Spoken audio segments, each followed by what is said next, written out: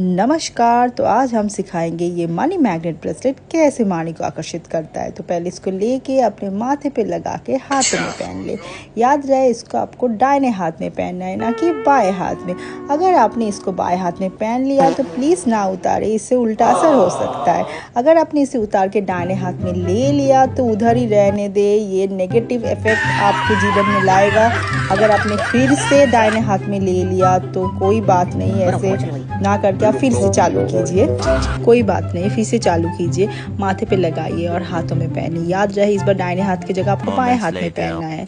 अगर आपने इसको दाहिने हाथ में पहन लिया है तो उधर ही रहने दे, इसको ना उतारे। इसको उतारने से क्या होगा कि माली आपकी तरफ आकर्षित तो बिल्कुल भी नहीं होगा, विकर्षित हो जाएगा, बिल्कुल ही आपसे बहुत बहुत बहुत ही दूर चला जाएगा।